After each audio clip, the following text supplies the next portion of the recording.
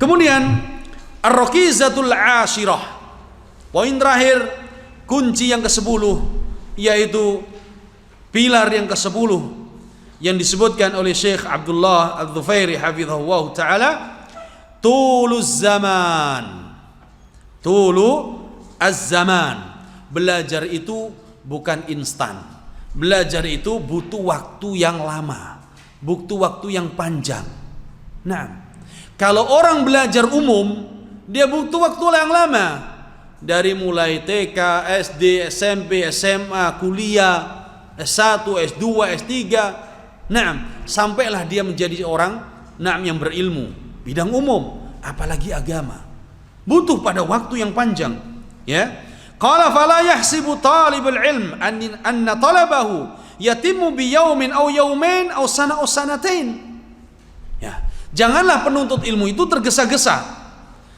Kemudian dia berharap dengan belajar 1 hari daurah, belajar 1 hari tabligh akbar, 2 hari, 1 tahun, 2 tahun, ya. Bal inna talibal ilmi yahtaju sabra sinin. Tidak cukup sebulan, 2 bulan, setahun, 2 tahun belajar. Kata Syekh, bal inna talibal ilmi yahtaju sabra sinin. Penuntut ilmu itu butuh waktu yang bertahun-tahun, bertahun-tahun, ya, duduk di majelis ilmu, belajar ilmu. Bahkan kalaupun dia sudah menjadi orang yang berilmu, dia tetap belajar dan hadir di majelis orang yang lebih berilmu. Tidak mencukupkan dengan gelarnya, tidak mencukupkan dengan ilmu yang dia miliki. Wa ma utitu minal ilmi illa qalila.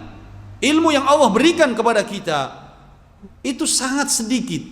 Maka betapa tinggi derajat atau jabatan atau gelar, berapa banyak gelar yang dimiliki, maka harus duduk di majelis ilmu dengan orang yang lebih berilmu, atau orang yang setara ilmunya, atau orang yang mungkin di bawah ilmunya, untuk mudzakarah, untuk murojaah, saling memberikan faedah. Ya, ini disebutkan oleh Syekh bahwa belajar membutuhkan waktu yang sangat lama. Su'ilal Qadhi Iyad rahimahullahu taala. Al-Qadhi Iyad rahimahullah, beliau pernah ditanya, ila mata yatlubul mar'ul ilma, sampai kapan seorang itu belajar ilmu? Sampai kapan seorang itu mencari ilmu? Qala hatta yamut fatusabbu mahbaratuhu ala qabri. Sampai dia mati, tidak ada batasnya belajar. Sampai dia mati, sampai dia dikuburkan, kemudian tinta-tintanya itu ditumpahkan di atas kuburannya. Ya, kenapa? Karena para ulama dahulu kemana-mana dia membawa tinta untuk mencatat ilmu. Nah, sampai kapan? Sampai dia mati. Kalau dia sudah mati, maka tintanya tidak ada yang pakai, dibuang. Sehingga belajar tidak ada batasnya. Naam, belajar formal ada batasnya, ada kuliahnya, ada S1, S2, S3-nya. Tapi belajar ilmu syar'i yang sesungguhnya tidak ada batasnya. Sampai mati.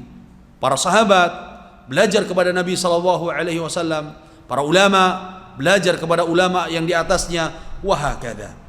Wa qala al-Imam Ahmad rahimahullah, Imam Ahmad rahimahullah pernah berkata, jalastu fi kitabil haid 9 sinin hatta fahimtu. Ya Allah, Imam Ahmad rahimahullah, beliau mengatakan, aku duduk mempelajari kitabul haid, kitabul haid selama 9 tahun sampai aku benar-benar memahaminya. Belajar kitab haid Imam Ahmad rahimahullah 9 tahun sampai beliau benar-benar memahami tentang hukum seputar haid. Kita belajar kitab haid, maunya baca dari makalah, udah selesai itu paham. Enggak. Ya, enggak. Permasalahan haid luar biasa. Luar biasa. Sehingga para ulama mencantumkan dalam kitab-kitab fikih, ya, dalam babut taharah atau kitabut taharah, ada kitab khusus, bab khusus tentang haid.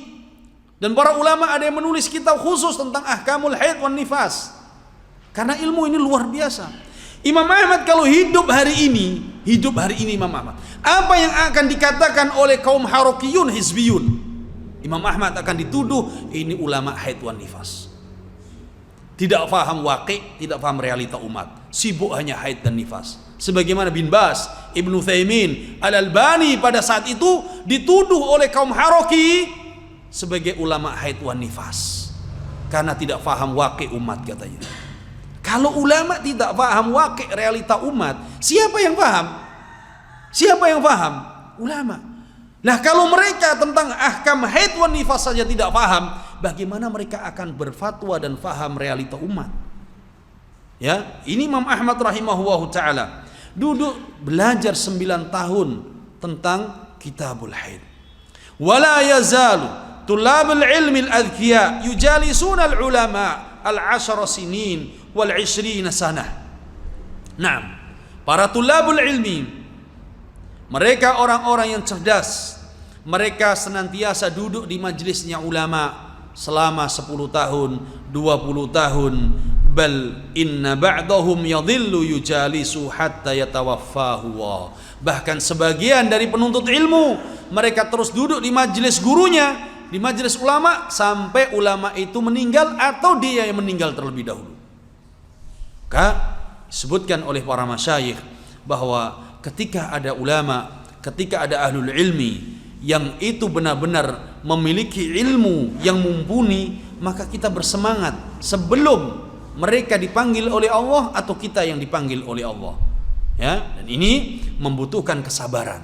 Kesabaran di dalam belajar, kesabaran di dalam bermajlis dengan ulama. Fahadhihi, kata Syekh, ba'du rakaiz allati yanbaghi an yantabiha laha talibu litahsilihil ilmi. Maka ini adalah sebagian pilar dan kunci yang hendaknya diperhatikan oleh para penuntut ilmu agar meraih ilmu.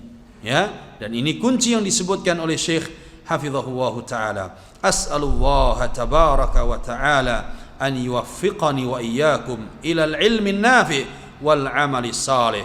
Maka aku mohon kepada Allah, mudah-mudahan Allah memberikan taufik kepadaku dan kepada kalian semua untuk bisa meraih ilmu yang bermanfaat, untuk bisa beramal saleh. Wa sallallahu ala nabiyyina Muhammadin wa ala alihi wa sahbihi wa man tabi'ahum wa iktafa atharahum bi ihsanin ila yaumiddin. Mudah-mudahan salawat dan salam tercurahkan kepada Nabi kita Muhammad dan kepada para sahabat dan keluarganya dan orang-orang yang mengikuti dan meneladaninya sampai hari kiamat. Hadza wallahu alam walhamdulillahi rabbil alamin. Ini selesai dari risalah yang kita baca dari Ar-Rakaiz Al-Asharah Litahsil Al-Ilm. Mudah-mudahan ini bermanfaat dan menjadi semangat bagi kita untuk terus bermajlis ilmu, semangat untuk menghadiri majlis ilmu, semangat untuk menghafal, semangat untuk menghidupkan ilmu, hidupkan ilmu di rumah kita, di masyarakat kita, menjadikan mereka cinta kepada ilmu. Wallahu alam, sallallahu ala nabiyina Muhammad wa ala alihi wa sahbihi wa sallam, walhamdulillahirabbil alamin. Ada pertanyaan? Sudah? Sudah ya? Atau ada pertanyaan? Atau sudah? Insyaallah paham semuanya ya. Nanti bisa tanya sama beliau nanti.